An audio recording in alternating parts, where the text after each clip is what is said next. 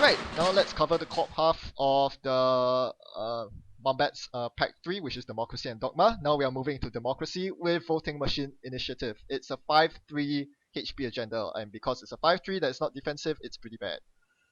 Well, maybe not so. This basically gives you 3 opportunities to force the runner to lose a click. So in that sense, it becomes a slightly better version of Project Wotan, which doesn't say a lot. Any thoughts on this, Theo? Yeah, so I think if you compare it to the other 5-3s with on-score effects like priority requisition or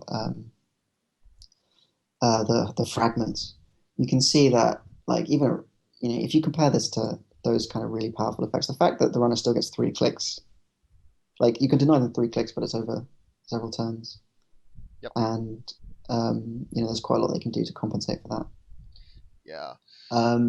And the idea that you usually want to score out your 5-3 as your last agenda anyway, because A, turntable exists, and B, you don't want to take the tempo hit of scoring a 5-3 unless the runner has no chance to take advantage of that because you just won the game. I feel like if you look at say priority requisition where it basically said or high risk investment where it basically says when you score this, gain 10 credits or whatever. And that's extremely bad. This is kind of... I wouldn't say it's extremely bad. High risk is okay. It's not amazing. It's bad because Wayland sucks right now. But otherwise, high risk is actually a decent 5-3. One of the better ones. Not that says much. Okay, fair point. But you could just play priority requisition HB and it would read gain 5 to 8 credits when you score this, and it would still be terrible. Oh yeah, Pyrec isn't that good because unless you're getting huge value like an Archer or Wotan or Curtain Wall. Yeah, right. 5 to 8. And I don't. Oh, sorry. Go ahead. So I was gonna say I don't think the economic hit to the runner from this is like so dramatically bigger than the economic gain that you get from Pyrec, but Yep. Great that you mentioned economic hit because this agenda with minus 3 clicks is not very significant, especially given the amount of time and energy you invested into scoring this. If you want to play this agenda, you really have to slot it in a deck which punishes the runner for having too few clicks. So something like a Ruhr Valley Enhanced Login Protocol HB deck. That's the only way I see you playing this agenda. Yeah, if only you could play an RP. Oh, yeah. I think this would be a very natural fit in RP. Unfortunately, for the record, I don't actually know if this would be good in RP because the other 5-3s that you have are so good. But yep, exactly. And I know a lot of you at home are cringing right now when Theo mentioned turntable, but I know it's not good to evaluate agendas based on whether they get affected by turntable or not, but we have to face it. A lot of runners are packing turntable nowadays, and this agenda is all kinds of screwed against turntable because firstly, you can't. It's unlike Nisei, you cannot unload its effect immediately, to deal with turntable, because it only fully pays out after 3 turns. And secondly, if it gets stolen or swapped, both ways it's very bad for the Corp. So yeah, this is just not a good agenda to play right now. Right, it's like because of turntable and because of the way the game works, you're just massively incentivized to score your 5-3 as your last agenda. Exactly. Yep. And obviously, you want something that does something before you score it, like Global Food or Future Perfect in that case.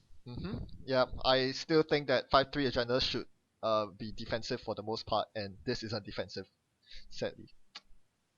I don't think there's anything wrong with having a 5-3 agenda that has a really powerful on-score effect. It just has to be like extremely crazy. Yeah, and a lot of 5-3s don't fit that bill right now. Yeah. Alright, so that's Voting Machine Initiative. Oh, sorry.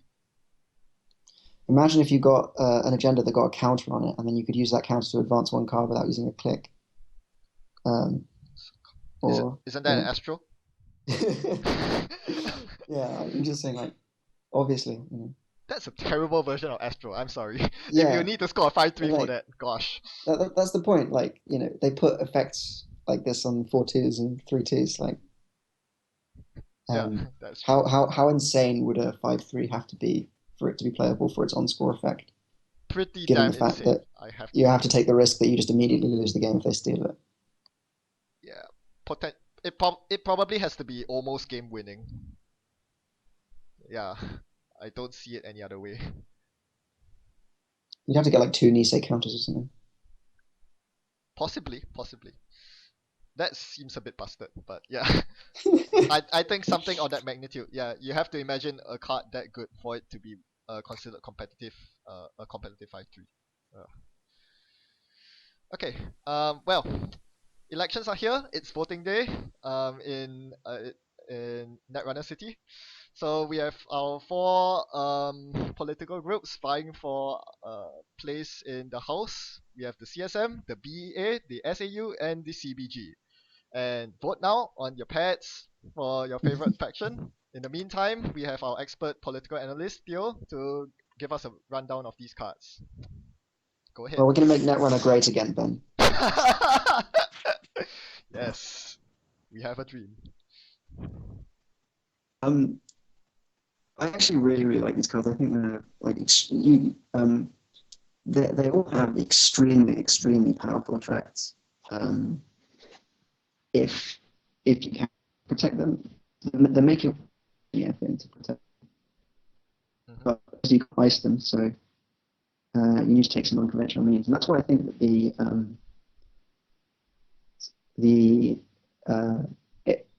HB kind of gains the least from these because uh, clone suffrage because HB has always had the problem that there just isn't really a very good horizontal deck or horizontal ID or support for horizontal play in HB.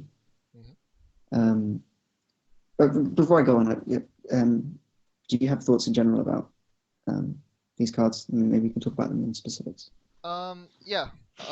That's a good place to start. The clause that's attached to all these cards that you cannot protect them with ice.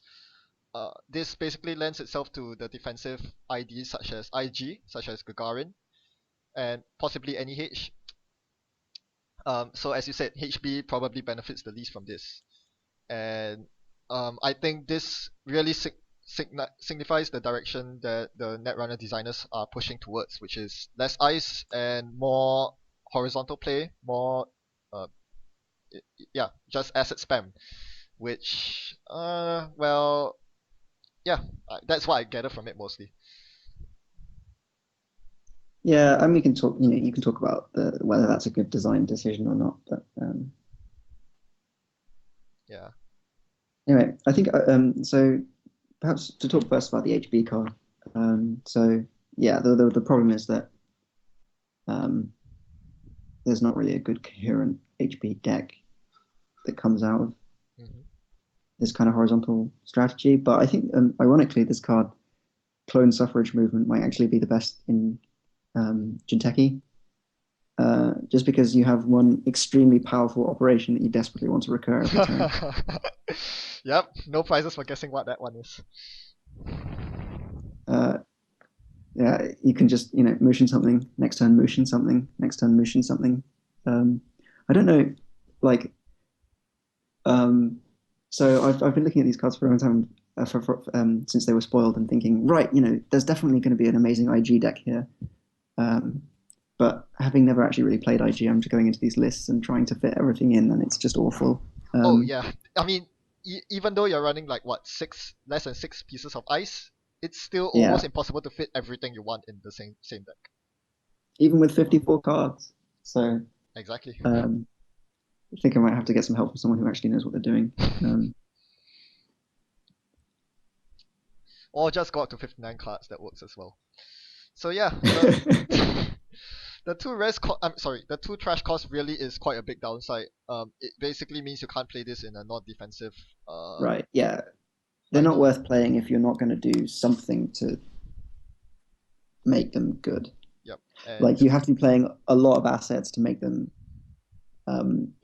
not be checking it when it's face down, and but the fact that like assets that read, the runner must trash this within the next 2 turns, or you win the game, Mhm. are really good. Number 10 points.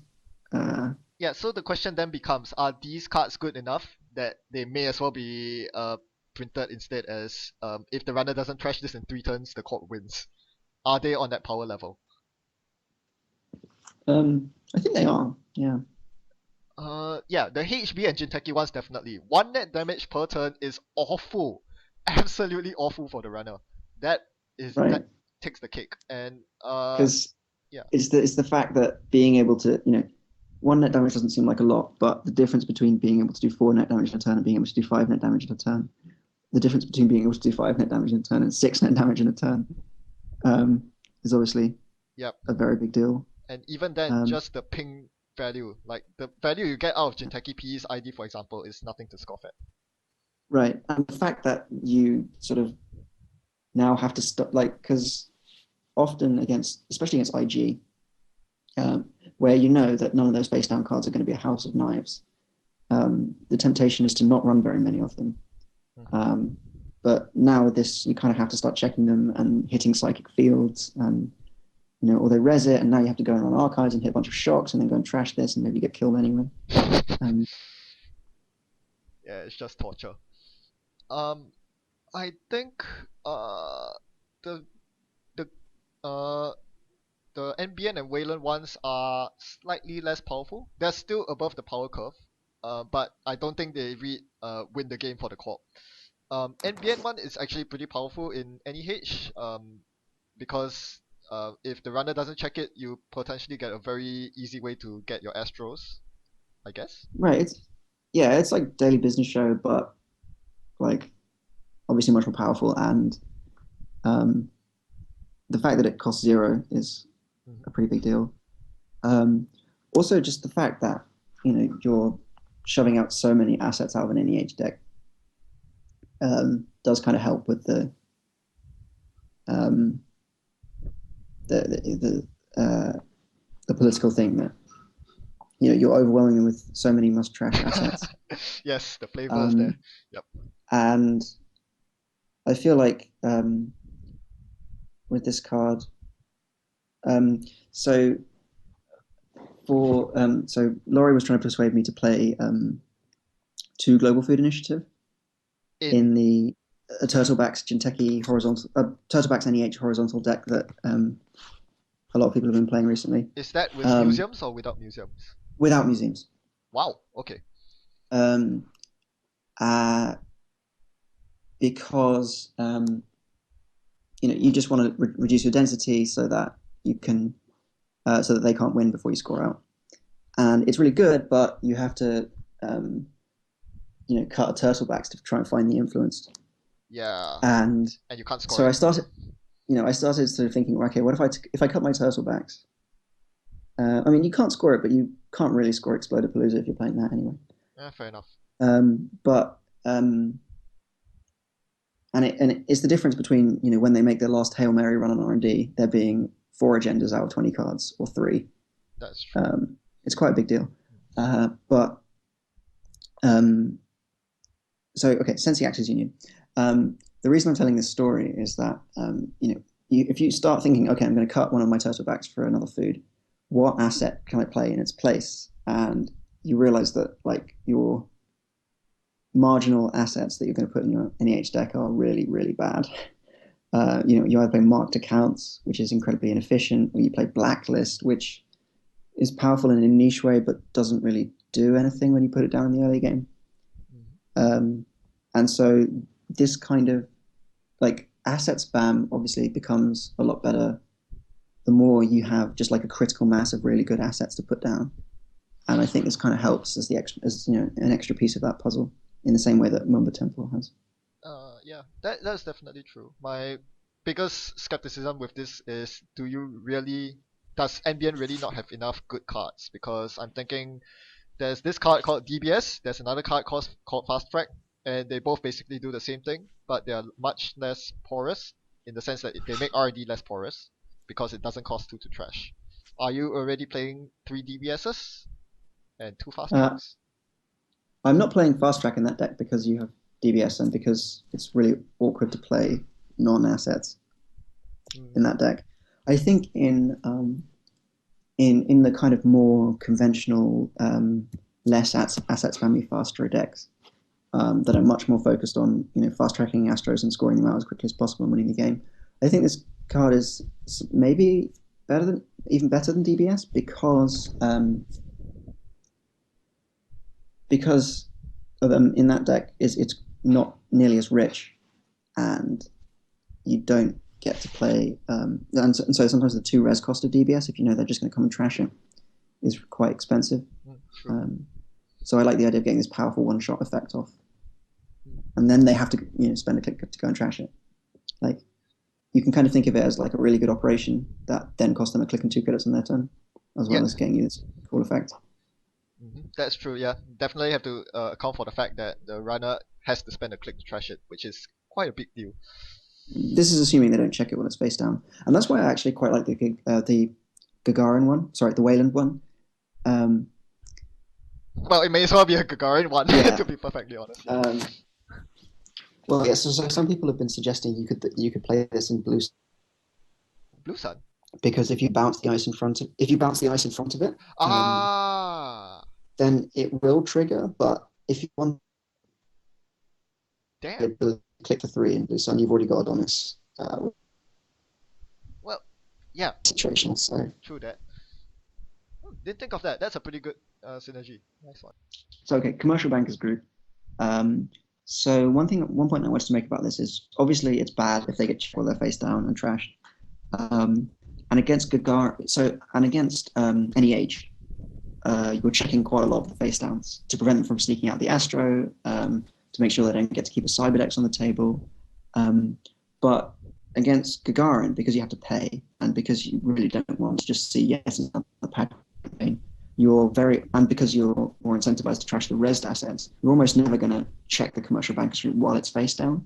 Mhm. And so it's already paid off too, but they get around to going free to trash it. Yep. But I think If that makes sense. the bigger question here is, does Gagarin need more money assets? Because they already have Pet Campaign, they have Mamba Temples, and we are about to see another card in this pack that is going to just push them over the top. Do they really Oh need wow, yeah. more money? Um, I think they do. I think so. One problem that Gagarin deck has, and one thing that Commercial Bankers Group doesn't really do anything about, is that it doesn't really have a good plan of winning the game. Uh, in the sense that the win condition of score agendas from a remote requires you to dedicate quite a lot of money and cards and time that you can't really afford in an asset spam deck. That's why the NEH deck is so good, because Astro just kind of Yeah. um, you, know, you just sort of do your asset spam and the winning takes care of itself. It's a lot harder Um, for Gagarin to convert money to victory. Yeah. right. I mean, so I feel like the difference between this and other money cards in Gagarin is a lot of the time your best strategy against an asset spam deck is to trash everything except the money, and then and then they still have to build up ice and time to score, which takes a lot longer than you might think, and then agendas are building up in their hand, R&D is getting dense, and so on. And so, unlike other money assets, this one actually is a must trash because you can't let them have quite that. Infinite money is never quite as infinite as you think. So there is quite a big difference between leaving up a pad campaign or even a Mumbai temple and discard. I Does that don't. make sense? Yes. It's kind of like a long time ago where people were experimenting with Gagarin. What you usually do is to leave the pet campaigns because you can't afford to trash them, but stuff like the root is trash on site because it's 3 credits per turn instead of 1, and commercial bankers gives that sort of efficiency. So yes, I definitely agree with you right there. Whether there will be a good Gagarin deck that can make use of all the extra money they get remains to be seen, because another good way of dealing with Gagarin is simply to just hammer centrals. You can still trash your commercial bankers for 2 credits because Gagarin doesn't work on centrals, and yeah, Gagarin is still very vulnerable to central pressure, which has always been a problem. Yeah, that is a good point. And these cards do all kind of weaken your centrals a little bit. Yeah. Back to your point on Blue Sun, I just realized it's probably not going to work because if you have a piece of unrest dice protecting commercial bankers, the runner simply doesn't run it, and you will never get your commercial bankers to fire. That's true, but they don't know that it's a commercial bankers behind the eyes. Uh, Once you fired it off for the first time, I think it's the jig is up. Yeah, yeah, it's terrible. Yeah, so at that point, Adonis is just a lot more reliable. But nice try anyway. Pretty nice synergy there. I mean, you can oversight a curtain wall in front of it. Yeah, that's Then possible. they get to David your curtain wall and trash a commercial bankers group. Yeah, so much for Blue Sun. Yep. So, any closing words for the political assets? Mostly just that I think these cards are really, really good. I think they're going to have quite a big impact on the game. Yep, indeed. They are quite very much above the power curve, if not for the fact for the pretty big drawback. We spend quite a lot of these reviews talking about the majority of the cards in the pack that aren't going to see play, but I think this pack has So if you look back at Kalagoda, there's only a couple of cards that we actually see, even though those cards are quite powerful. That's true. But this pack has quite a lot of cards that I'm really excited about, and that will definitely be a part of the game for. Yeah, I have to agree with that, definitely. Longer than a week. One more thing about these assets. Do they synergize with each other? Sometimes there are cards like cybernetics, for example. Their effects just don't synergize with each other. So even though you have things like Chrome Parlor and all that stuff, you never really want to play the cybernetics with each other. They're not really worth the influence to splash. Is that the same case for the political assets? I think in a defensive deck, as you said, an IG deck could look to splash any of these cards, and it could still do Yeah, very well. Especially I since think they only cost 2 influence. Go ahead. I think in a world of wizards and imps, playing assets in IG just so that they can never trash them isn't that great. And I think two influence is quite a lot for what is basically an economy card. Mm. Nobody plays sweeps week. No one imports mental health clinic out of faction. But I think IG might definitely think about splashing clone suffrage movement because, they a lot of them are already splashing archive memories, mostly to get back motions. Yeah. And this is like a much more powerful version of that also synergizes with your ID ability. That's true. What about Gagarin? Maybe they might look to splash the NBN one, Sensei's Union, so that they can bury their agendas. Possibly. Yeah, I think the fact that you can, and as I'm going to be talking about in a minute with the new card, I think one of the big bottlenecks of the Gagarin asset spam deck is the draw. Yep. But I think because you probably want to spend your influence in splashing Daily Business Show, as it's only one. Yes. Kind of, You get that. Yep, kind of that's more true. more effective, efficient way of getting this kind of effect. Yep. Okay. All right. So yes, polls have closed. Thank you for everyone who have voted. And we are now tallying up the scores. The winner of this year's political national election is NBN by a huge margin, with 60.7% of the vote. Fun fact: these figures were obtained from all the UK store championships this year. The winning decks, I compiled all the winning Corp decks on Aku, and it turns out that 60% of winning decks were yellow. Thanks, Theo, for contributing to this number. Thanks, Ben, for contributing to this number. There you go. I'm sure everyone probably knows by now. Yellow is the way to go. All right. Yep. So that was. The one final point about political assets. Oh, sure. Rather thematically, they are countered by political operative. if you res the if you res your Sensi Actors Union, they can trash it with their political operative for 2 credits before you get to use the effect. True. Although it's not hugely efficient. Nope. Mostly because it's just much better to save your Pollock and just run and trash it the next turn, given that it will never have ice on it. Yeah. Alright, so the elections are over, but we still have political dealings to, well, deal with.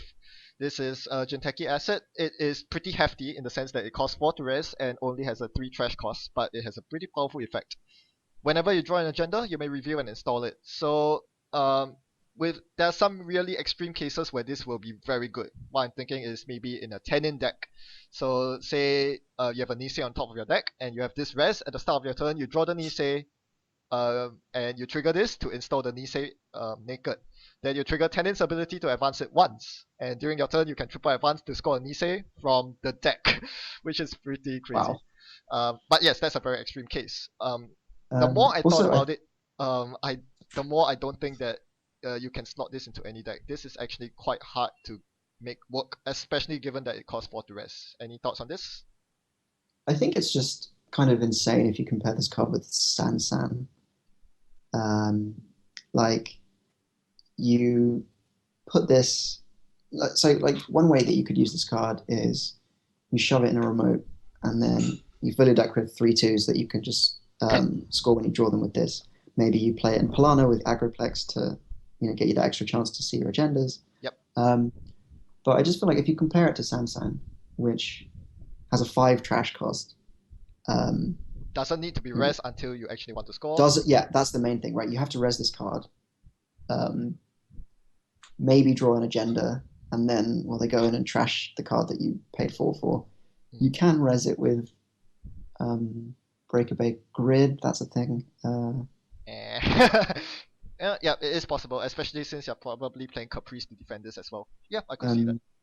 You mentioned Tenin. Another way that you can use this to advance Niseis is with Jeeves Model Bioroids, which is coming up in a later pack. Oh gosh, scoring a future perfect from deck? No way. In Tenin. But I feel like one of the problems is that if you're playing a fast advance type deck, then suddenly that scored Nisei doesn't actually look as good because Nisei is at its best when you're scoring agendas out of remotes anyway. Well, the thing I'm thinking is that this is placed in Jinteki faction, and they don't really have very good 3/2s. Right, that's a big deal. Your first medical breakthrough is a 4/2, and none of the 3/2s give any effects when you score them. They're blank 3/2s, unlike Astro or even Atlas or ABT. Don't forget Philotic. Sure. But so I think, yeah. As a side note, I think it's kind of bizarre how bad Merger is. The newly spoiled I think neutral we are 3/2. all in universal agreement on that. It has very Just good art. That's about it. as a kind of just context point about there's been some kind of sentiment. I can't really attribute this to anyone in particular, but that 3/2s are bad for the game. That they shouldn't exist. But I don't think anyone is running around saying, "Wow, Brain Trust, what an overpowered card." And nobody ever feels really particularly good about scoring out a naked Atlas. Personally, I think 3/2s are fine, but they definitely should not be on the power level that Astro is or ABT is, or even Vitruvius for that fact. I think it's fine if they are blank mostly or even have a negative effect. At the end of the day, the ability to never advance agendas is very powerful in itself. Right, but I think the fact that the failure of anyone to play Brain Trust is kind of suggests that that's not really the case. Like even if you look at these Polana decks now, they're choosing to play Corporate Sales Team, which is a 4/2, over Philotic, which does actually have quite a powerful on-score effect. Just because scoring a 3/2, depending on what your deck is trying to do, isn't necessarily. I think it's mostly because Jinteki doesn't have very. or rather, Jinteki has one of the best ways of protecting their remote, which is Caprice and Betty. No other right? Corp faction has that. If you put, say, a corporates, okay, Nisei Mark II and Brain Trust in NBN, and you took away the Astros and Bios, I think there's still a good chance most NBN decks will play the Brain Trust for its 3-2 ability. Oh, I mean, they would play it, but it wouldn't be those decks wouldn't be very good. Nope, they wouldn't. They Um, wouldn't. Yeah. Well, back to political so dealings. yeah, and so I think I think you're exactly right on that point, which is that um, Jinteki has a lot of really, really strong tools to score out of a remote. And so why would you Play kind of this. bother using those tools to protect your political dealings so that you can score off the top of your deck when you could just Yep. put the agendas in the remote? Yes, I think that's a very good conclusion to make. It's in kind of in the wrong faction. It would be pretty busted if it was in NBA. Don't get me wrong, but otherwise, And okay, it would only be busted in NBA because Santan is a card. uh, Like it's a worse Santan, but the fact that you can use it with Santan is like yeah, I, I mean, if it were printed in purple, I could see HB decks using this with the number of 3-2 agendas they have. and you have Bartik as well. Yeah, that's true. Biotic's just better, isn't it? Same cost, but more reliable. Oh, one Mm. thing that this does that Biotic and Sansan don't is that it potentially circumvents Clot if you can get the draw on the runner's turn, which is quite rare given the current card pool, but it is possible. So basically what you do is you fire this, you get some sort of card draw on the runner's Lily turn. Lockwell? Sorry. Lily Lockwell? Uh, mm, Cloak. Aaron Yes, Boy, yes, that was what I was gonna say. um, Lily Lockwell is Advanced Concept Hopper. it's basically just Lily Lockwell. The rest are Ice, which is like Errand Boy, which is not reliable. Advanced Concept Hopper is possible, but it requires the runner to run on the last click. If you want to trigger this only after the runner spends the last click, so you don't so they don't have a chance to steal the agenda. So yeah, as you said, Lily Lockwell is probably the only source of reliable card draw on the runner's turn, and the biggest problem with it is 4 influence and it's in another faction. So it's basically limited to either splashing dealings in NVN or splashing Lily Lockwell and Jinteki, both of which are not Okay, so very what you need to do is splash political dealings and precognition into HB so that you can get your research grants all at once and then play your anonymous tip and install them all. And well. The only HB ID that has the influence for this is Custom Biotics, and they don't really like the Jinteki faction too much last time I heard. Nice try though. So yeah, um, so in a nutshell, this card has too many downsides. The fact that you cannot control your card draw, the fact that you need to protect it, the fact that it costs 4 to rest, the fact that it's not in a good faction, the fact that it costs 4 influence, and the fact that yeah, I probably just listed them all. Probably not gonna see much play, which is quite sad because it does get around Clot. Anything else to add? no, Okay, nothing further, Your Honor. all right.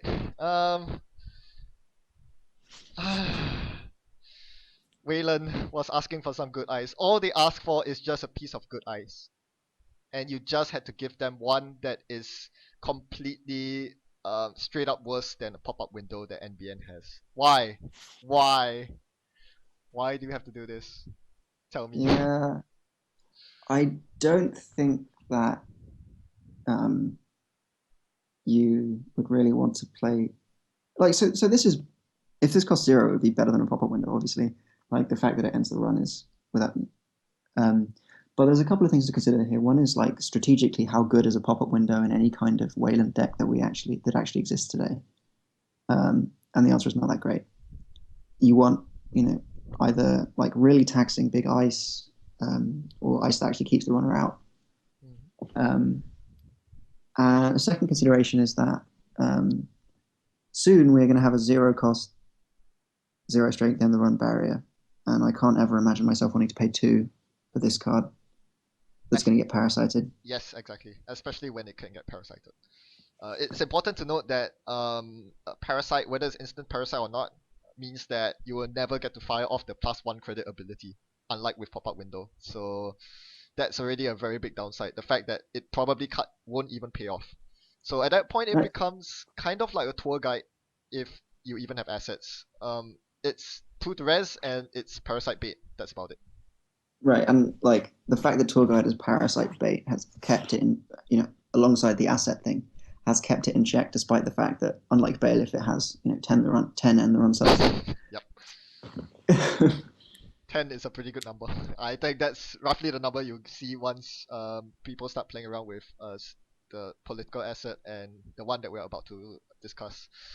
So yeah, it's quite sad. I really think Wayland needs a barrier that has some sort of face check punish value.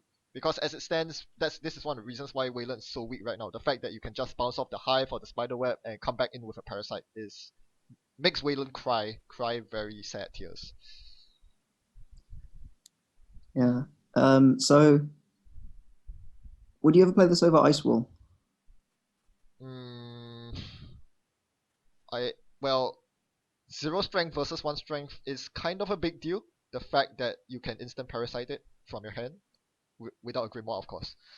I don't think I would honestly. I suppose it's good against criminals and shapers who don't pack parasite, but in the current meta, I don't see myself playing this card over Ice Wall. Yeah, I think I agree with you. Well, and yeah, as you mentioned, the Wayland has much less use for a pop-up window than NBN does. I mean, sure, you can place it on a remote to make that pack campaign 5 to trash instead of 4 to trash, uh, in a sense, because they have to break this ice to get to the pack campaign. But um, yeah, it's not a very convincing case for a card slot. Anything else to add?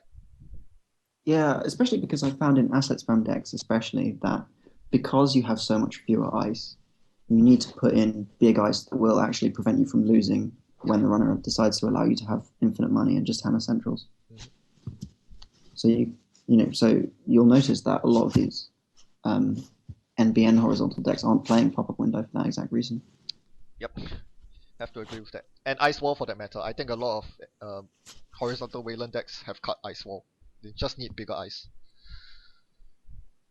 Yeah, the Alright. problem that they have is that Spiderweb isn't actually that much bigger. Yeah, I mean, when It's I just a think more of expensive parasite bait. when I think of good Wayland ice, it's like Spiderweb, maybe Hive, Caduceus. That's about it. It's not even mid range. It's just barely taxing, very barely. Assassin is a good Wayland ice. Well, uh, yeah, yeah, it is. It is. I mean, I think there's a lot more reason to run 3 assassins once Garen actually gets money with the political assets and everything. Yeah, I can see that. All Anyway, right, let's talk about Surat City Grid because I'm really excited for this card. all right. Lay it all for us. Go ahead. So, full disclosure, I have pretty much never played a sleeved up a jank deck in my life. And this Um, is about to make you do so. However, I'm really, really excited for being able to have my to play my HB deck Oh, HB. I and wonder why you say HB. Tell us. and okay, so I have my 4 ice remote, and you start your turn wondering what I just put into that remote, and then I res my Surat City Grid, and then I res say an Ash. Oh, sorry, and then I res and then all 4 bites on my surface, and then another ice from Central for 6 less, and you sit there staring at the 30 credits of value that I just got, and wonder how Sorry, you're ever going to get in. your audio cut out a bit there. What are the 4 eyes? I didn't really catch that. Yeah. So yeah, I res my 4 bioroids, and each one costs 6 less. Oh, with what's that called? Brain taping Brain warehouse. taping. Aha. Hmm. Um, That is pretty juicy. Yep. like that's the kind of like game-winning swing that might actually make you play a combo that ridiculously situational. Yes, and it doesn't even have to be a four eyes remote. It could simply be a Surat City. Yeah, Surat City Grid perhaps with Ash and Adonis. So you get two triggers of Surat City Grid and maybe one ice on top of it. Okay, so Surat City Grid triggers off itself. It does not. Whenever you res a card in or protecting the server, not No, including I the mean, grid. so okay, so you res a card that's not Surat City Grid, right? And then you can res a card with Surat City Grid, right? Uh And then huh. if you just res an ice with Surat City Grid, then you can res another ice with Surat City Grid. Yep. Yeah. That's So the you point I'm can. making. Yeah. Yeah. So Yeah. So you can chain the entire you can remotes chain the for the entire ice. server and then one ice that's not on that server. Yeah. Or because of that, I think yeah. Okay. Yeah. I see where that's going. Yeah. Um. Yeah. Because uh. The way I'm thinking, it's quite difficult to assemble a four ice remote without running severely disrupting you in some way. It's much easier to just spam assets and upgrades in that server and get as many because for each asset and upgrade you have in the Surat server, that's one ice rest that you're getting on And any I think server.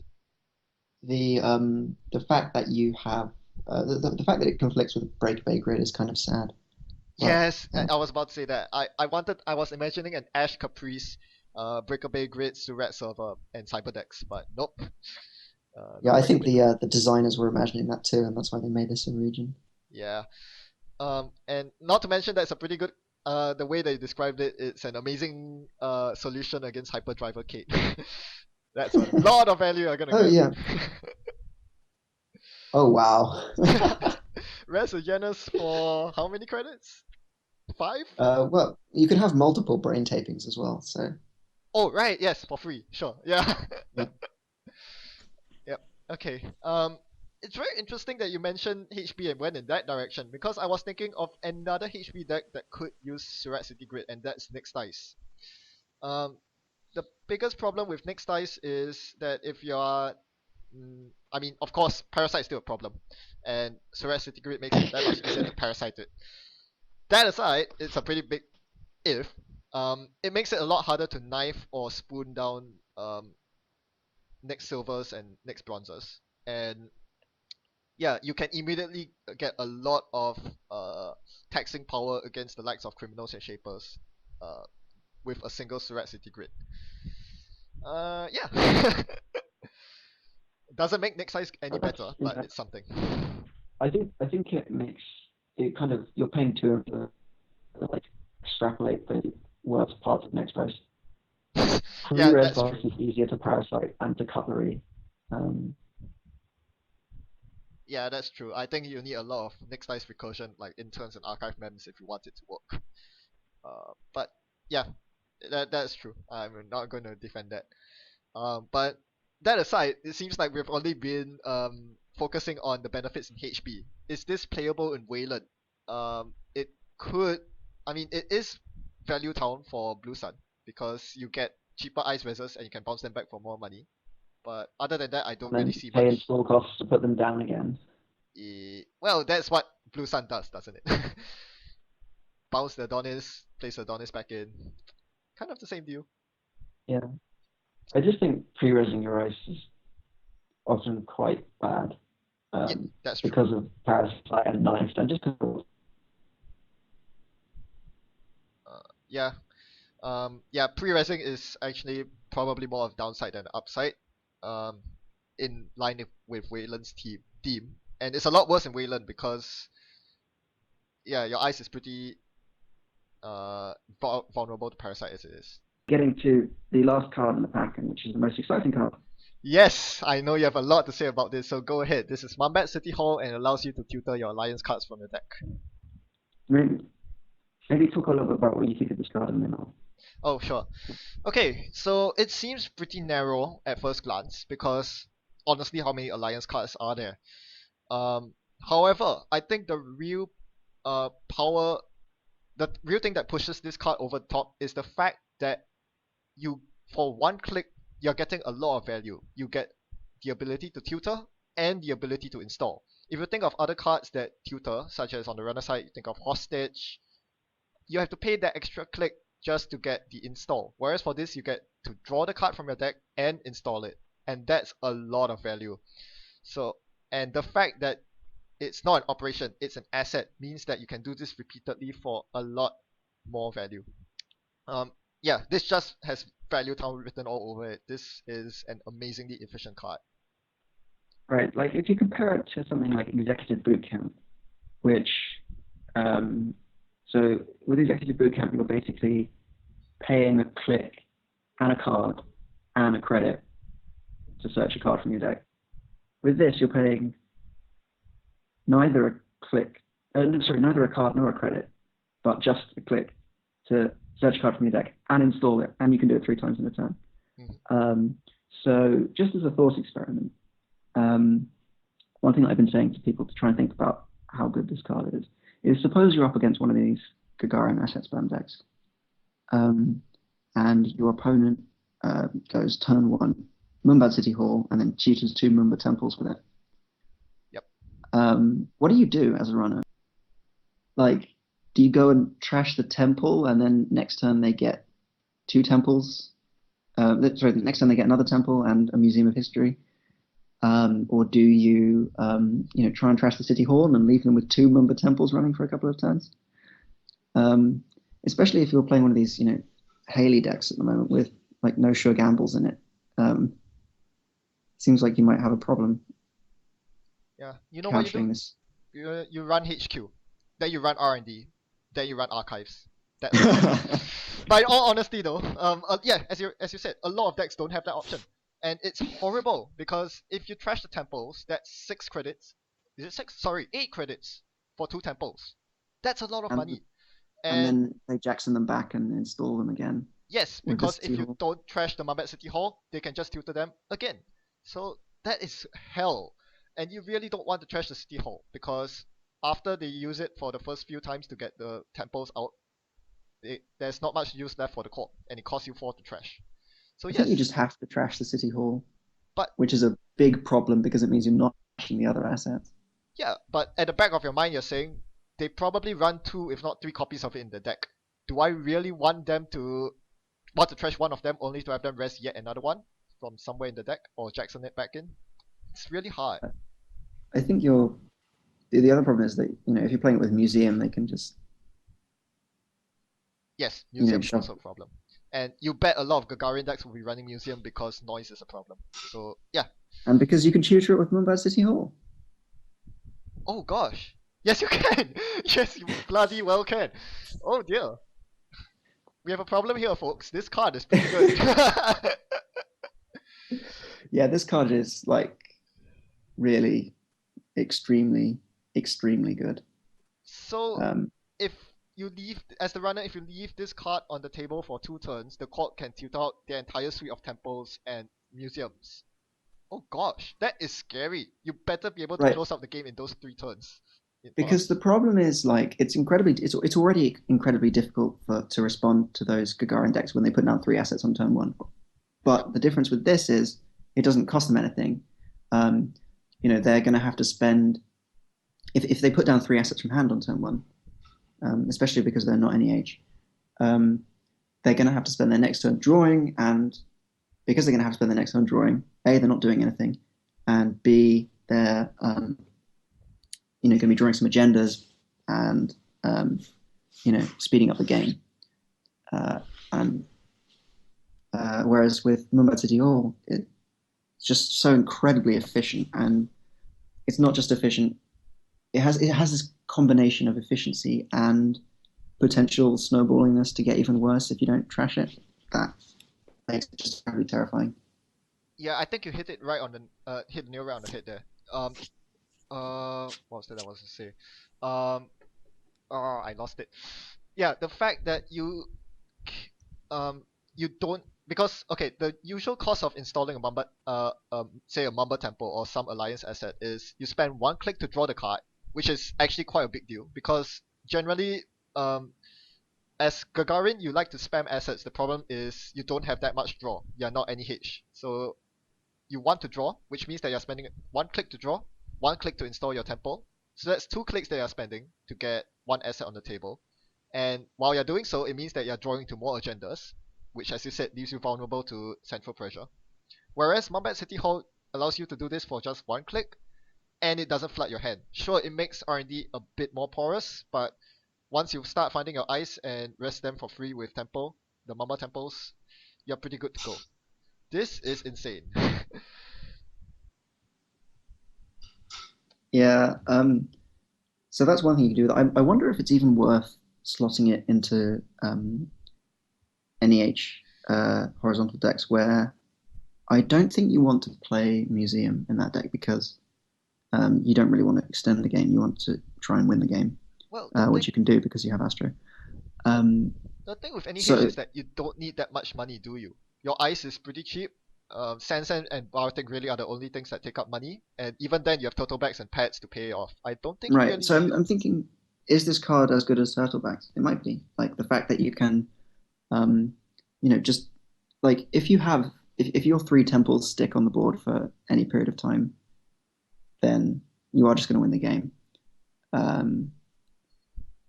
True. And the fact that you can Jackson them back and then get more out. And this card has only 1 influence, which is worth noting. Well, I think Turtlebacks has the advantage that it is faster and less clunky because it doesn't require clicks, and it synergizes with team sponsorship, which City Hall doesn't. But it's very close. I'll give you that. It's they are both quite powerful.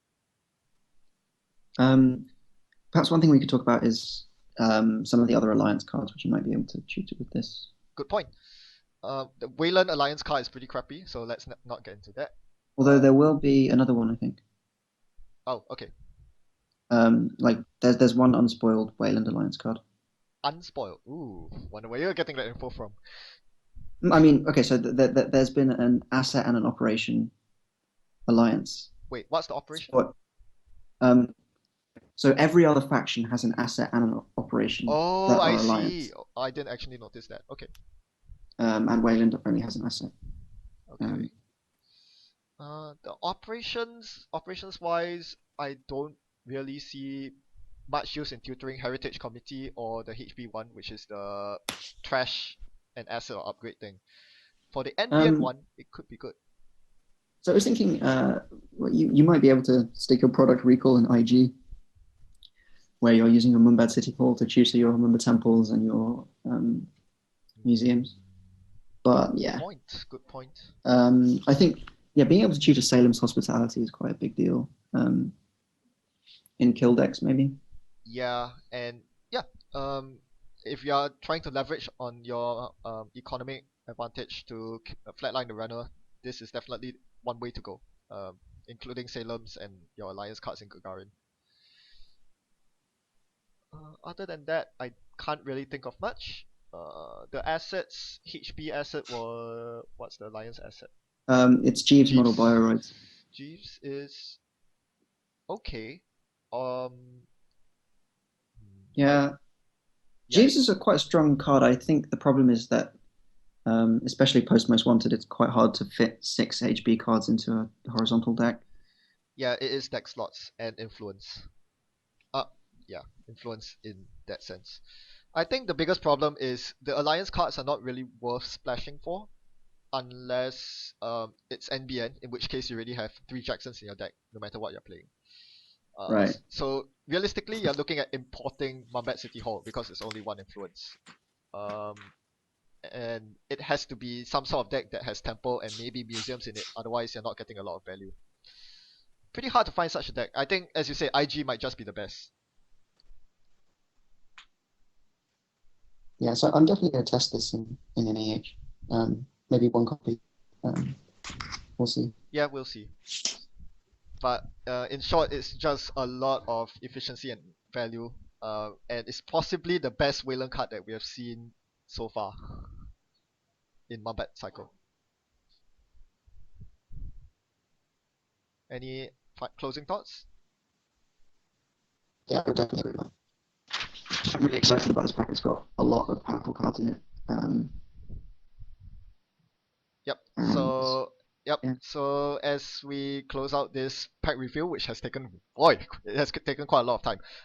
Let's do a roundup of this pack. Personally, I think this is probably going to be the most impactful cycle of most impactful pack of the cycle.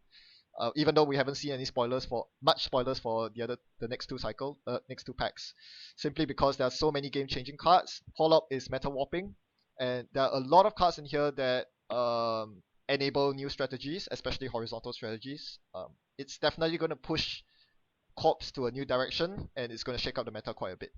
Yourself? Yeah, I would second that. I think it will be interesting to see if the boost that the Corp gets from this pack, if indeed all the good Corp cards are enough to outweigh the political operative, and if that is the case, whether it will be enough to close the gap that seems to have opened up between the Corp and the runner. Alright, so that's it for Mumbai Cycle 3. Thanks everyone for tuning in, and thanks Theo for staying up late for this. It was a pleasure. Alright, cheers everyone, and until next time, happy net running. Goodbye. Oh boy, what time is it?